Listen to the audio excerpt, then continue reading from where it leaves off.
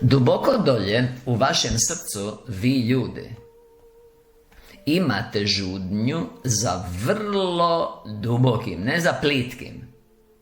Nema niti jedan od nas žudnju za plitkim odnosom, zato je nezadovoljan sa plitkim odnosom.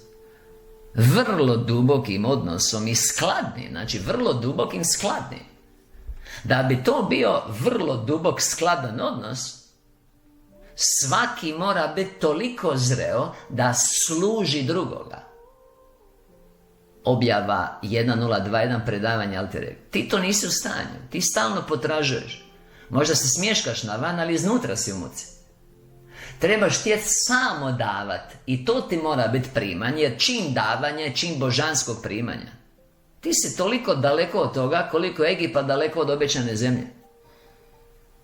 I dok si ti toliko daleko od toga, nisi u stanju ostvariti vrlo duboku, skladnu ljubav, jer moraju biti dvoje takvih. Božanski skladni, iste misli, istog osjećaja, iste ljubavi, iste mudrosti, Filipljanima 2.2, ali božanski, jer ovi mogu biti usklađeni u paklo. Ja sam primijetio kad ljudi idu na utakmicu galamit, vikat, tuć se, bacat bombe, granate, oni su isto usklađeni. A ne misli na tu usklađenost. Ili kad recimo neki idu, pa onda idu u restoran, pa pojedu cijelo janje, hvala ti Isuse, i napiju se vina, one su isto usklađene, ali to nije ova usklađenost. Ili kad je neko napaljen, pa se dva takva nađu i misle da su božanski skladni, onda se seksaju mjesecima, čim su ušli u vezu, one su isto usklađene, ali nije to ta usklađenost. To je egipatska usklađenost. Ti još takav nisi ni krenuo na putovanje. Znate, ti samo toneš dublje u Nil, gdje te čeka krokodil. Kužiš? Jeste čuli za nilskog krokodila? Ti su najgori. A faraona naziva, to ti je u glavi, naziva ga krokodilom iz rijeke Nil. Kužiš? Dakle, duboko dolje u vašem srcu, vi ljudi, imate žudnju za vrlo dubokim, skladnim međuodnosom sa partnerom. To imamo sve. Ali to što imamo nije dovoljno upalog bića, jer to nije njegovo.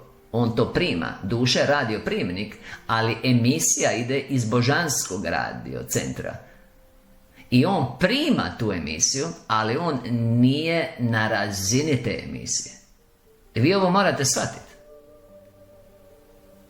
I pazi, jer neko nije zadovoljan s partnerom, da odmah vidite gdje idemo, tu su neki sastanci bili, onda on ode od tog partnera i onda se nađe goreg partnera, jer on nije u stanju naći božansku dušu kad je on uvelike sotonska duša.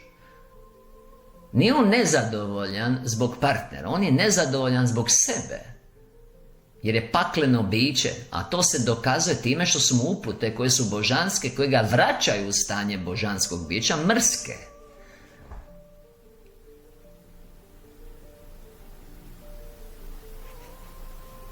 Ja vidim da je ključno da mi shvatimo da smo čisti prosjek i koja je polazišna točka. I onda postepeno, uz božansku pomoć, mi se približavamo idealu.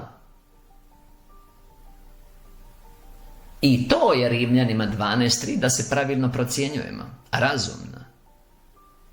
Inače smo nerazumni. Volimo te Isuse.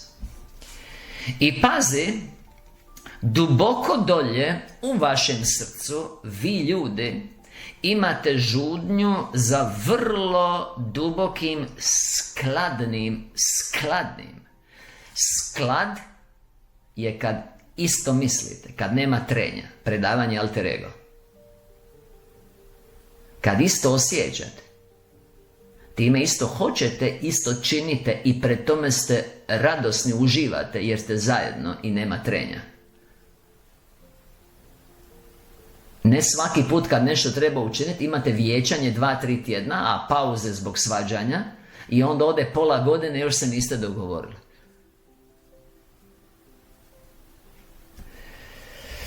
Točka. Evo, uz veliku muku prelazimo na drugu rečenicu.